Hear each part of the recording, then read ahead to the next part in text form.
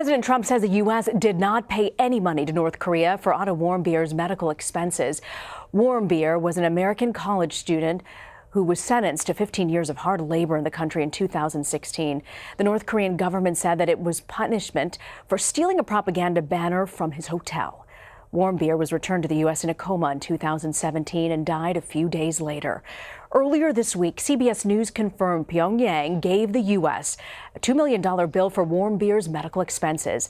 The U.S.'s former special envoy to North Korea, Joseph Yoon, signed off on the bill in order to take Warmbier home. On Friday, the president was asked about the report on the South Lawn of the White House.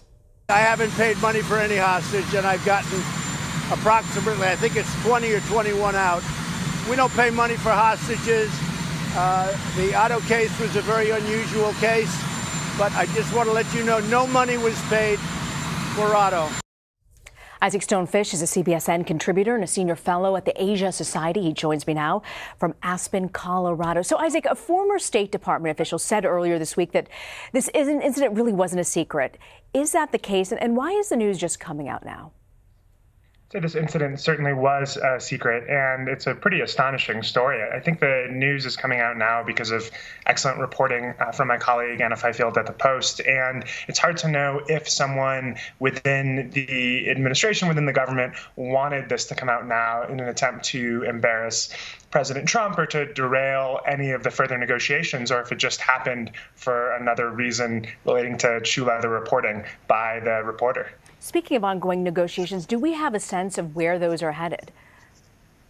That's a great question. It really feels like Trump has not walked away from the idea that he's going to be able to convince Kim Jong-un to denuclearize and to rejoin the international community. And Kim Jong-un really seems to see this in a very different way. So it really feels unlikely that the negotiations are going to come up with any sort of tangible outcomes. I think a real question is whether or not North Korea is going to, at some key point in the next year, or perhaps on the eve of the 2020 election, they're going to decide to make a really big stink, launch another missile test, do another nuclear test to show that they're displeased and to really meddle in the American political process. So that end of the year timeline is significant. You think it dovetails with the campaign, is what you're saying?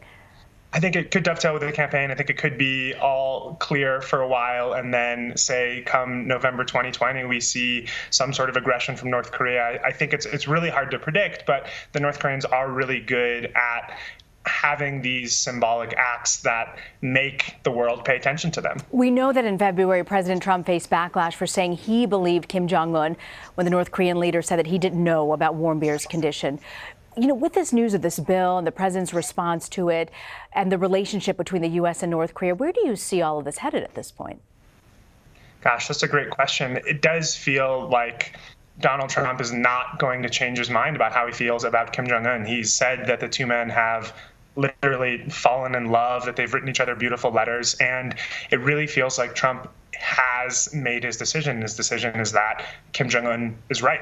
So that certainly could change. Trump has certainly changed on similar issues in the past, but it really feels that regardless almost of what atrocity North Korea continues to commit to its own people or provocations it commits to the Americans, Trump is going to stick with Kim Jong-un.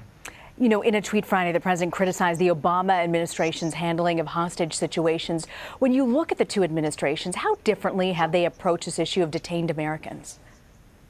So it's hard to say because both governments, when they're dealing with something as sensitive as a hostage situation, will not be forthright about what is actually happening because they don't want to disturb the process, so they want to keep a veil of secrecy. And so it's really difficult to know how close to the truth Trump is when he's talking about what's happening with the hostage situation. It's certainly possible, for example, that we will find out in several years that the U.S. did, in fact, pay $2 million to get Warmbier back, or that they agreed for something else in exchange for what happened.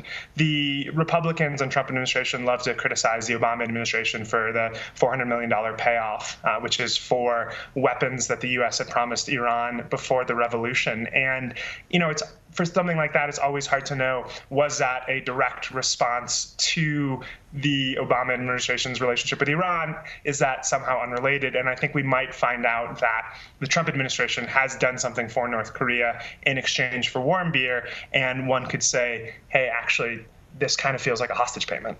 Before you go, I do want to ask you about the meeting that took place between Russian President Vladimir Putin and North Korean leader Kim Jong-un this week. What were really the main takeaways from that? Well, I think it's important that Russia is getting back into the North Korea game. When there were the six-party talks, Russia was a member. Russia shares a border with North Korea. And I think the main takeaway is Putin trying to say, hey, listen, we are going to be involved in this problematic area of U.S. foreign policy, and that we are still a regional player. It was really, I think, more of a sign from Russia than a sign from North Korea. Russia was saying, hey, don't forget about us in Asia. We're still a power there. I don't know if the U.S. wants to agree, and I don't know if China necessarily wants to agree either, but that was the message that it seemed Putin was trying to send. Isaac Stonefish, thank you for joining us. Thank you.